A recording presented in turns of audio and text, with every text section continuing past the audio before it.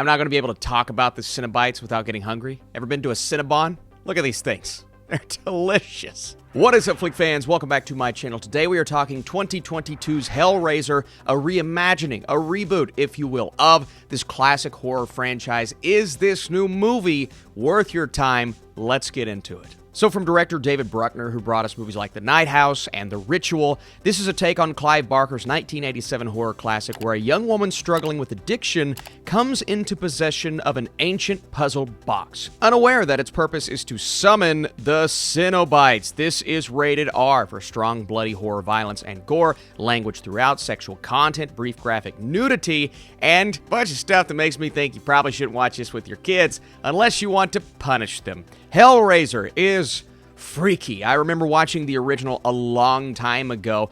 Loosely remember one or two of the sequels, but this is not a franchise that I've ever really returned to. I respect the icon in Hellraiser. I think the original story is fun, but for me personally, since it's been so long, it wasn't all that overly memorable. Maybe I need to go back and revisit. Looking at this new Hellraiser film, even using the word reboot here, I think retelling is the proper way to say that because it's taking that original novel, The Hellbound Heart, and it's turning it into something new for a modern age, meaning a story that may not hold the exact same themes of the original, and it's also just a completely different story with different characters altogether. And I like that. If you're going to take the original and you're going to redo some things, don't redo it in its entirety. Make it fresh. Make it a story that feels updated unless you're making it a period piece, but it's not that. So in that way, Hellraiser was a nice surprise. But everyone's going to be asking, Austin, what about the priest, played by Jamie Clayton, otherwise known as Pinhead? Who you calling Pinhead? I've seen some uproar changing Pinhead from male to female, and that has been a little bit of a discourse online, and part of me was hesitant. I'm like, is this going to capture the same flavor of the original? In a way it does, but in a way, this performance, while nodding to the original Pinhead, this performance is a little bit different, but also it's one that fits the world that they create here so well. Clayton is questioning these characters' darkest desires and doing it in a way that's intimidating, ominous, obviously just standing there using that voice and the way that the voice is modulated and manipulated is great. But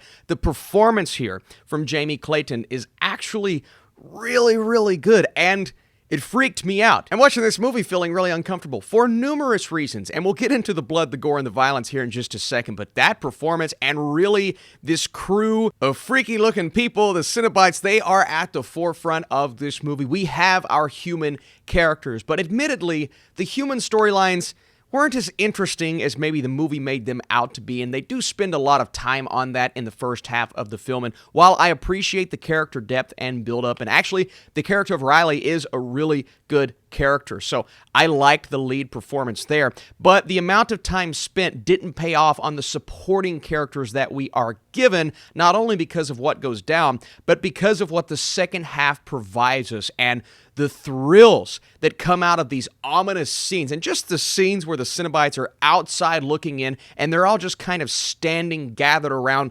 looking at you.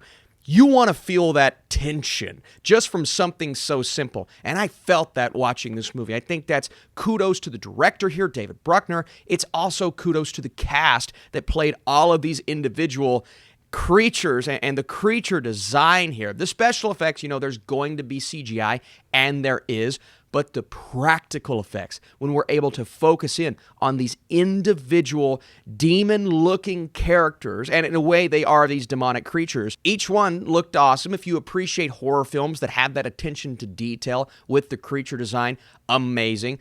But going even further with the special effects, when the skin starts to come off, when the heads are flying everywhere, and you're getting body parts that are being... I don't want to go into any more details, but they do not hold back in this movie. If you're a horror buff, if you love this genre, and you're looking for blood and gore, that R rating, it wasn't lying to you. You get it. And you don't just get those scenes, the camera stays on those moments, and it's going to make you feel that pain, that torture that some of these characters are going through, and I love that. And it was really effective. They don't really go for the jump scare that often, which is also nice to see because oftentimes those can be lazy. The scares come from the visuals, and the visuals are really good. You have this contraption and the 6 shapes and the lore that comes from that and feeling your darkest desires. That's explained fairly well now. It's a bit ambiguous at first, but the further we get into the movie, the more we're like, oh, okay, this is exactly what that is. And the final setting, when it all goes down in the third act, is this giant, crazy looking mansion setting. It's so big, but it also somehow feels claustrophobic. I'm not entirely sure how they did that, but that was a nice feeling to have in a horror film. And just this really dark looking movie, and I mean visually, to the point where I actually had to switch televisions. I watched this screener via streaming so I could go from television to television. I switched televisions, I turned up the brightness. Didn't help. I said, this movie just, it may be too difficult to see at points. You want a dark movie visually, but when it gets to the point to where you just can't really see anything happening on screen, regardless of where you are, yeah, that was a struggle, and the fact that this is going to be on streaming, I think some people are going to take issue with that. Also, I mentioned the supporting characters that just didn't entirely work for me. Matt, Colin, Nora, they each get a very small moment before they set off on this journey, and it moves a little quick at the beginning, but we start to focus more on the character of Riley. She gets fleshed out. Everyone else is just kind of there. And then there's something that happens further into the movie that it's supposed to have this huge impact, this knockout punch, if you will, and I'm sitting here like, let's go back to the Cenobite. Let's just go back to what I cared about the most. So the human stuff wasn't all that great for me. I liked the attempt at building that up, but anytime these demonic creatures were on screen and they were going up against Riley specifically, that's what worked well for me, and thankfully, that was in the majority of the movie. I do think the runtime is a bit bloated thanks to the lackluster character work, and there are cliches in this film. Somebody's running, and of course they're being chased, so what do? Trip and fall, and they can't get back up. Even though athletically, I'm like, that person could get back up quicker.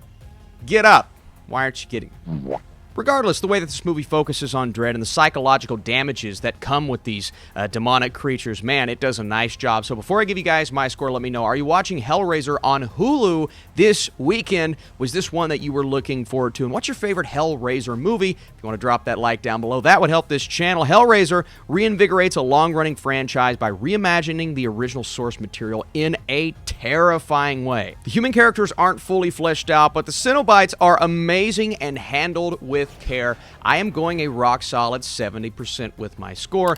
This was an entertaining movie. This is a movie that handles dread and just overall scares with quite a bit of quality, and that was a nice surprise. So thank you guys so much for watching this video.